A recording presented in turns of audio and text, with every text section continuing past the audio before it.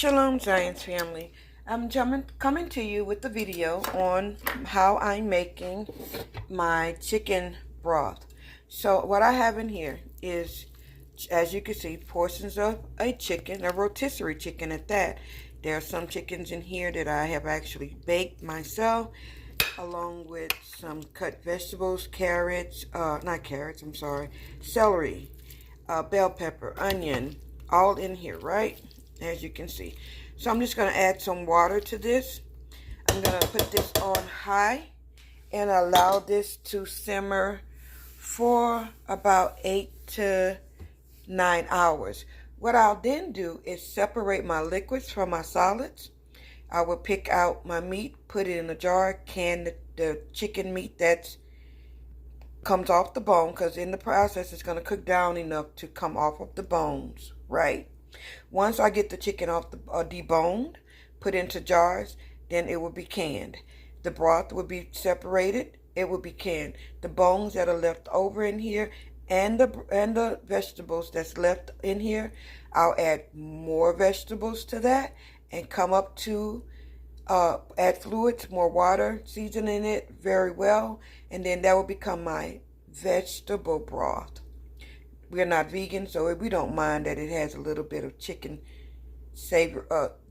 chicken seasoning, or whatever you want to call it, flavoring goodness floating around in the bottom. But this is the start of our broth, okay?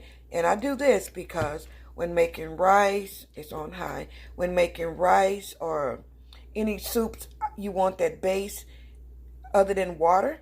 This will give a very good flavor. So I just wanted to start the video. I'll come back when I add my water. Alright, so I've added the water to this. What I'm now going to do is just let it simmer, like I said, for hours. Literally hours, okay? About 8 to 9, maybe overnight. Or maybe over until the night. And just let it just cook down. And you get all of this beautiful broth on the end, plus you get some chicken to can up. Okay, so this video is a threefer. You get to make your chicken broth. You get to have chicken to put into your canner to can chicken for your home or your family. And on the end, you take those chicken broth and you get to get the bones and the skin and all of that that's going to be left over, and it'll make another batch of chicken broth. Okay, so yeah, we're gonna try and make it happen for our family the best way we know how. I forgot to tell you to season your broth, so I did simple seasoning. I did a little bit of Tony Chachere's with onion powder, garlic powder, black pepper. And that's it, okay? So you want to season, make sure your broth is good and seasoned. You don't want just watery broth. Even though the meat is seasoned and it will get in there, I want everything to be well seasoned, okay? All right, family. We'll be back. Okay, Science family, we're back with the chicken broth and the chicken that we're going to separate.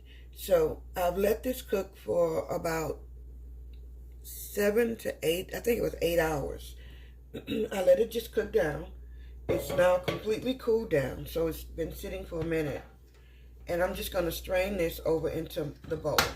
And then we're going to take our chicken out from the broth and the vegetables and bottle it up or can it up. So I'm going to have more broth than this bowl can handle. So I'm going to pour as much of it off as I can. Well, maybe it'll fit all in this bowl.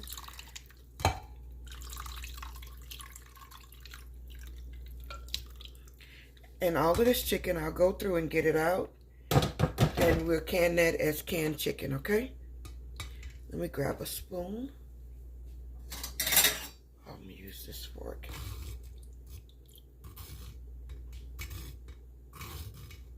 Because I want all of my broth out of this. All of it.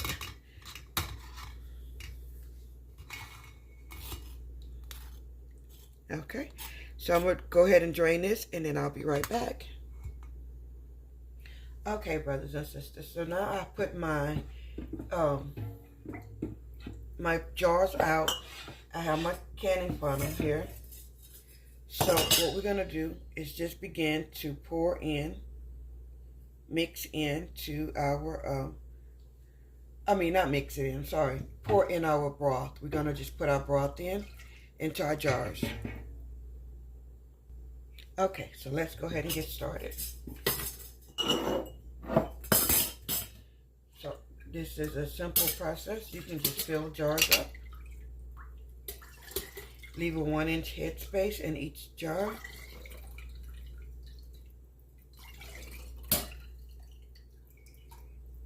And then you're going to clean off your rims, okay?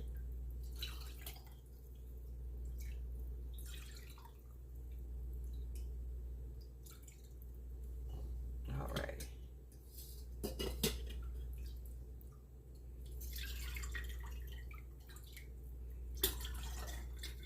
And so I'm going to go ahead and fill my jars. I'm not going to let you bore you while filling all these up, but we'll be back, I'll be back, once I get all my jars completely filled. Okay, now that I have my broth put into my jars, I didn't have 4 jars left that I didn't get to fill up with the broth, but that's fine. So we have our broth here. As you can see, it's our broth here. You can see it's a beautiful golden color. Let me get everything in the frame here. There we go. And so now we're just going to clean our lids, because we want our jars to seal. We don't want anything that had been on the top, any oil, to stay here. So you just want to clean these real well. Each lid gets a good wipe, good cleaning. Like I said, we do want these to seal. We would hate to have done all this good work and then our jars don't seal, okay? Would be a little tragic for me. Okay,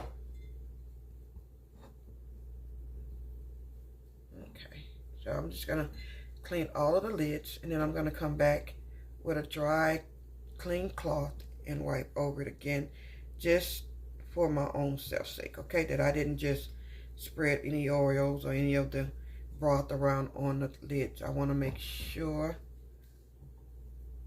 that everything is thoroughly clean. You can do this with vinegar. I'm just using warm water because I don't want any of the vinegar to possibly seep down into my broth and change my taste, okay? Because we put all of those beautiful herbs and spices and vegetables into our broth along with our chicken. We don't want to change the taste of it, or I don't want to change the taste of it with running the risk of putting some vinegar down into my broth. Okay, now I'm satisfied that all of my lids are completely clean and free of any of our broth. We're just going to go ahead and put our lids on and tighten them fingertip tight. That's a lot to say. Fingertip tight only, okay?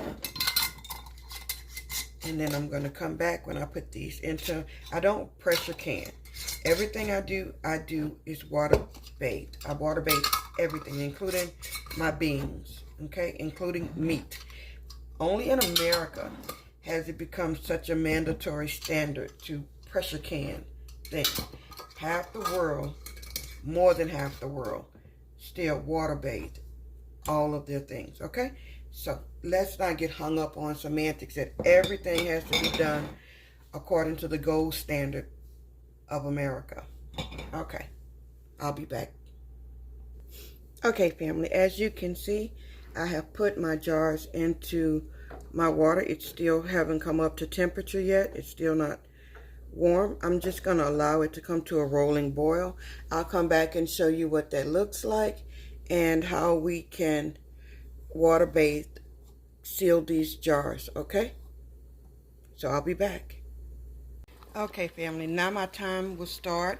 It is on a rolling boil. So I will let this go for 1 hour and 30 minutes, and then I'll turn it off. In the meantime, You can let it go up to 3 hours, but I'm going to do an hour and 30 minutes. I have my kettle back here. As you can see, it's on. And I just keep the kettle with hot water just in case I need to refill my water bath, okay? So we're going to just put the lid on and let this continue to go.